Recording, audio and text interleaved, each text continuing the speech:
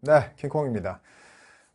이 캐스트는요, 진짜 재미없는 캐스트예요. 그러니까 그 전에 제 캐스트를 좋아하셨던 거, 감성 충전, 뭐 이런 거, 미국 얘기, 흑인이랑 뭐 싸운 얘기, 뭐 이런 거, 이런 얘기 전혀 아니고, 이거는 정말 최상위권 학생들을 위한 그런 캐스트니까, 미안해요. 재미없습니다. 재미없으니까 그 친구는 그냥 닫고 공부하세요. 이번 거는, 그런 내용이 좀 아닙니다. Q&A 게시판에 요청이 들어왔어요. 모의고사 구별에 대해서 정말 평가원답다라는 모의고사, 이게 뭔지 선생님의 의견을 좀 듣고 싶다라는 글이 있어서 거기에 대해서 이제 얘기를 해주는 캐스트니까 재밌는 내용이 아닙니다. 바로 시작을 하기 전에 제가 이제 짠, 뭐 이렇게 준비한 게 좀 있는데 이런 거 이제 설명하기 전에 이제 썰을 좀 풀어야지 되죠. 재미난 썰은 아니에요. 제가 그 형강이나 인강에서 학생들한테 여러 번 얘기했는데 요즘에 이제 살을 많이 빼고 이제 매일 운동도 하면서 체중을 유지하는데 제가 이제 한참 때는요 체중이 많이 나갔어요. 체중이 많이 나간 그 이유가 좀 있었어요. 그 학생들은 그냥 뭐 킹콩은 밥 먹는 거 좋아하니까 그러는 거 아니야. 그런 것도 있었는데 제가 어떤 식의 사람이냐면 어, 뭘 먹어. 이제 막 공부하다가 내 머릿속에 총기가 좀 떨어지는 것 같다. 머리가 리프레시가 필요하다. 그럼 책상에서 일어나서 냉장고에 가서 뭘 좀 먹어요. 그럼 창밖에 이렇게 좀 보다가 그래 살짝 저는 이제 술 담배를 안 하니까 해본 적도 없고 하니까 밖에 창밖에 보다가 다시 자리에 앉아서 내가 만들던 모의고사를 이렇게 딱 보잖아요. 그 아까 안 보였던 게 보이는 거야. 그럼 그때 좀 수정하고 막 하다가 다시 또 뭔가 이렇게 좀 떨어지면 이제 좀 그 집중이 좀 떨어지고 리플레시한 것 같지 않으면 다시 또 밖에 나가서 좀 이렇게 있다가 뭐 좀 먹고 계속 그래요. 먹다 보면 살이 찐 건데 그렇게 해요. 이게 제가 생각하는 평가원답다라는 원칙이 총 한 7가지 정도 되거든요. 근데 이제 우선 생각나는 건 7가지인데 아마 더 생각이 날 수도 있을 것 같아요. 이거 끝나고 나면. 근데 어쨌든 제가 생각하는 그 7가지의 그런 특징들이 좀 있어요. 그리고 이 7가지 특징을 제가 만드는 모의고사에 이렇게 제일 투영하고 그리고 킹콩랩스에서 이제 연구원들이나 학생들하고 리뷰하면서 이렇게 좀 보면서 이제 계속 이게 제대로 적용되고 있나? 안 되고 있나? 이런 생각을 하는 거죠. 지금부터 하는 얘기는 그냥 킹콩이라는 대한민국 사교육에 어느 날 등장했던 이 수능 영어 강사가 평가원을 오랫동안 검토하면서 느꼈던 평가원답다가 무엇인지에 대한 학생의 질문에 대한 대답입니다. 여러분하고 이제 저하고 이야기하면서요, 이제 이거 두 개를 이제 왔다 갔다 하면서 할 겁니다. 알았죠? 제일 먼저 평가원은요, 소재의 신선함에 신경을 좀 많이 쓰는 것 같아요. 그거를 반대로 얘기하면 지금 얘기한 것처럼 모의고사를 봤는데 특히 이제 예문을 이제 빈칸을 들어서 할게요. 빈칸을 첫 번째 문장부터 쭉 읽어내라는데 이게 소재가 진부해.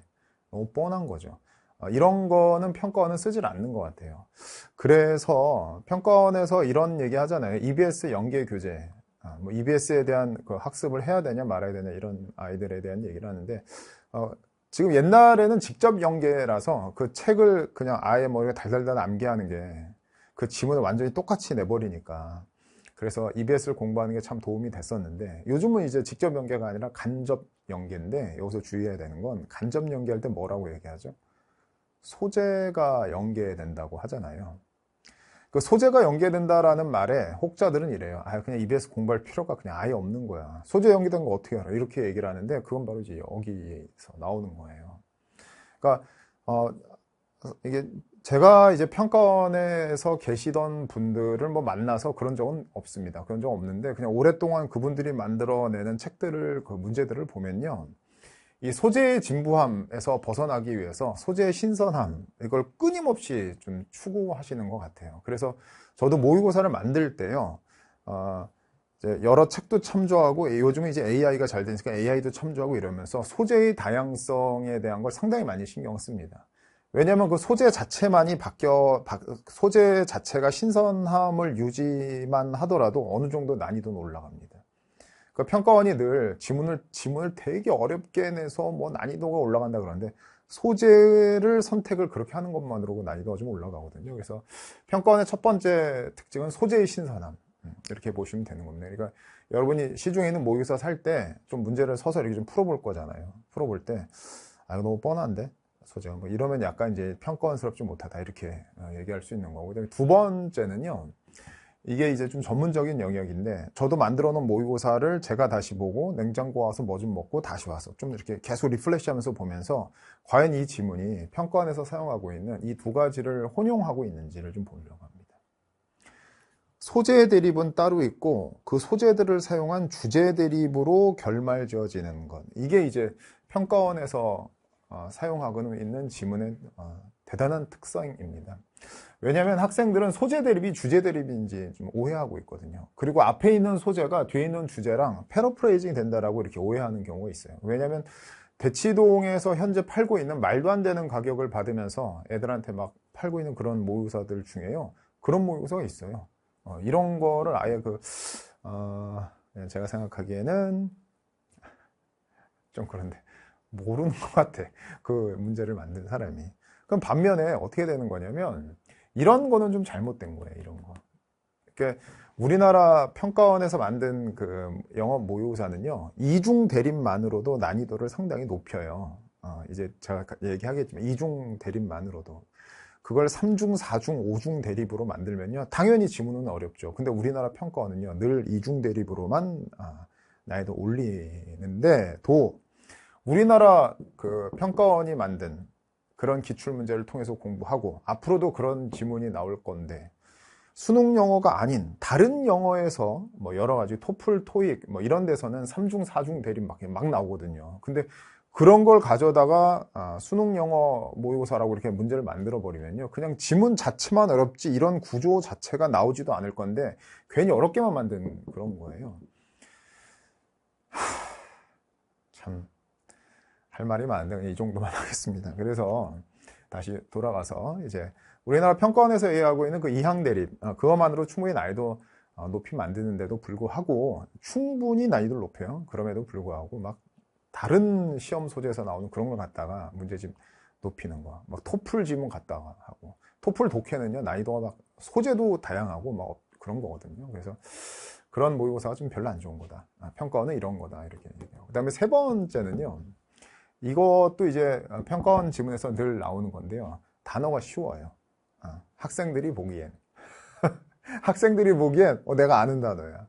근데 이 단어가 가지고 있는 그 어근, 그리고 어근 앞에 붙은 접두사, 뒤에 붙은 접미사, 또는 이 단어가 문맥에 따라 바뀔 수 있는 이런 거에 대한 유연성이 있지 않으면 내가 아는 단어고 쉬운 단어라고 생각했는데 이 단어가 사실은 뒤통수 치는 거죠. 그래서 평가원은요, 쉬운 단어로 난이도를 많이 올릴 수가 있고 그걸 많이 보여줘요. 그러면서 평가원에서는 늘 이렇게 얘기합니다. 기본에 충실했다.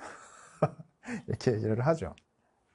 안 좋은, 평가원스럽지 못하고 안 좋은 모의고사는 어떤 거냐면 아주 지나치게 긴 문장에 애들이 처음 보는 것 같은 단어를 집어넣고 막 모의고사를 만들어낸 지문들이 있어요. 그러니까 평가원에서 내는 그 지문은요, 그냥 교육과정 평가원에서 얘기한 어떤 그 사이트 가면 다 있거든요. 거기에서 그 어떤 프레임 안에 들어가는 지문을 사용해요. 그냥 전 세계에 있는 인터넷에 들어가서 아무 지문이나 이렇게 긁어다가 탁 이렇게 막 내고 이렇게 하지 않거든요. 그래서 처음 본 단어로 이루어진 지나치게 긴 문장이다라는 걸 여러분이 모의고사 살 때 이렇게 딱 느껴지잖아요. 느끼면 이건 좀 아닌 것 같은데 이렇게 생각하시면 됩니다. 어쨌든 평가원의 이제 세 번째 특징이었고, 그다음에 네 번째는요. 평가원에서 사용하는 지문의 특징은요. 직역과 의역이 상당히 큰 차이를 가지고 있는 지문들입니다. 그러니까 직역을 했는데 그게 사실은 이 뜻이야. 근데 의역을 했는데 완전히 다른 뜻이 돼버리는 거죠. 이런 지문이 난이도를 높이는 가장 큰 특징인데요. 근데 그렇지 못하고 평가원스럽지 못한 모의고사들은 어떤 거냐면 확장 해석은 어느 정도가 좀 인용이 되는 면이 있거든요. 근데 거기에 무리한 확장 해석을 통해서만이 이 지문의 문맥이 가는 이런 거. 그러니까 그 모의고사를 샀는데 뒤에 해석본에 이제 이런 느낌이 드는 것들이 있어요. 그러면 그거는 좀 어거지다. 이렇게 좀 볼 수 있는 모의고사죠. 그 다음에 이제 다섯 번째는 이제 이런 게 있어요.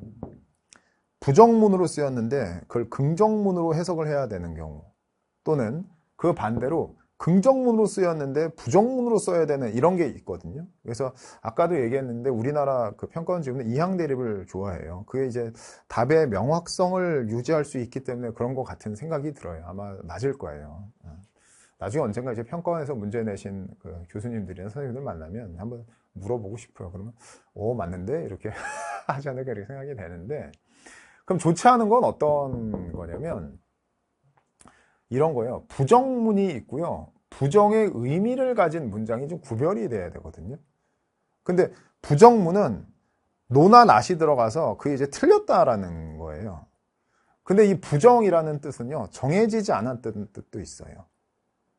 그리고 부정의 의미를 가진 문장은 거기에는 노나 낫이 없는데도 그게 부정의 의미로 해석해야 되는 게 있죠. 즉, 좀 안 좋은 모의고사, 평가원스럽지 못한 모의고사는 이걸 구별을 못하는 거예요. 부정문하고요, 부정의 의미를 가진 문장은 구별을 해야 되는데 그걸 구별 못하고 그냥 혼용해서 썼다? 그러면 이 사람은 좀 내가 봤을 때 지금 기본기가 부족한 거 아닌가? 이거 좀 기본이 안 돼 있다. 이런 생각을 좀 하게 됩니다. 평가원은 이걸 철저하게 좀 구별을 하거든요. 이렇게 측면을 좀 보시면 되고요. 그 다음에 이게 선지거든요, 선지. 그래서 평가원에서 이제 빈칸에 있는 선지를 대표적으로 얘기하면, 빈칸 선지는요, 2개는 완벽하게 틀렸고, 2개는 반은 맞고 반은 틀렸고, 이게 정답이고, 뭐 이런 식으로 출제가 돼요. 그래서 특히 이제 여기에서 난도가 올려지는 거죠. 맞는 거하고 틀린 게 혼용되어 있는 선지가 한 2개 정도 됩니다. 거의 이 정도 비율로 이루어져 있어요. 이렇게는 안 나와요. 정답은 하나고 나머지 3개는 다 오답이다. 이렇게는 나오지 않죠. 그러면 그 시험의 선지 자체가 너무 쉬워져 버리거든요. 근데 이제 안 좋은 거죠. 안 좋은 모의고사의 선지는 어떤 식이 되는 거냐면요, 평가원스럽지 못한 거죠. 그런 거는 선지의 명확성이 있어야 돼요. 이 명확성이라는 건 원래 그 문장만 봤을 땐 다양한 해석이 될 수 있는 거지만, 지문의 문맥의 측면으로 봤을 땐 그 선지가 정해진 방식대로 해석이 될 수밖에 없게 돼야 되거든요. 그런데 지문의 문맥하고 상관없이 그 문장의 그 선지가 하나의 문장이 이루어졌을 때 그 선지가 이 문제를 만든 사람의 의미에 따라 다양하게, 문맥하고 상관없이 별개로 다양하게 해석이 가능한 선지. 그래 놓고서는 그거를, 그 모의고사를 해설을 할 때 이거는 다양하게 이렇게 해석될 수 있으니까 이건 안 되는 거야, 뭐 이런 식의, 무슨 말인지 아실 텐데, 그러면 그 모의고사는 평가원스럽지 않습니다. 평가원은 문맥에 맞춰서 이 선지는 그렇게밖에 해석이 될 수 없다라는 그런 한정성, 무한정성이 아니라 한정성이 있는 그 해석이 되는 그런 선지를 만들어요. 저도 이제 모의고사 만들면서 이제 그렇게 되는 거죠. 그 다음에 이게 정말 중요한 건데, 문제풀이에 있어서의 일관성과 같은 문장들끼리 함께 모여있는 응집성을 철저하게 맞추는 그 지문들을 사용합니다. 옛날에 EBS 직접 연계 당시에 있었던 일인데, EBS의 어떤 지문을 가지고 문제를 만들었어. 근데 거기에서 한두 문장이 이 영어의 절대 원칙인 이것들을 위배가 되면, 그게 나중에 평가원의 기출문제로 EBS 연계로 나오면 이걸 위배된 부분은 평가원에서 그걸 딱 손을 봐서 원문을 고쳐서 이렇게 딱 맞추는 그런 거를 많이 봤었거든요. 그래서 지문에서 갖고 있는 그런 기본기를 많이 맞추는데, 안 좋은 건 이제 일관성과 응집성이 없는 구성으로 된 게 이게 가장 이제 별로 안 좋은 문제다, 이렇게 좀 볼 수 있는 거죠.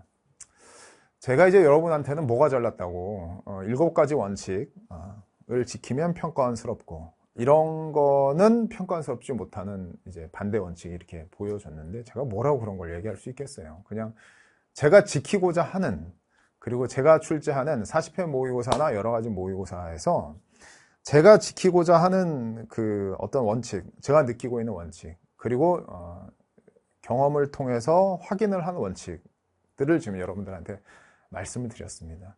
제가 기존에 출제한 딥다이브 101이나 또는 이제 40회 모의고사나 뭐 여러 가지 인사이트에서 여러분들을 위해서 제공했던 그 문제들은요, 제가 말한 이 원칙들을 지키려고 노력을 하지만 아직 그럼에도 불구하고 자꾸 좀 틀리는 게 좀 있고 약간 좀 부족하고 그래서 학생들이 Q&A 게시판에 올라오면 미안해 이거 내가 좀 고치고 있다 이렇게 하는 저의 직원들과 저의 알바생들이 이제 함께 있는 공과에서 이제 그런 걸 노력한다 이렇게 얘기를 하고 싶은 거죠.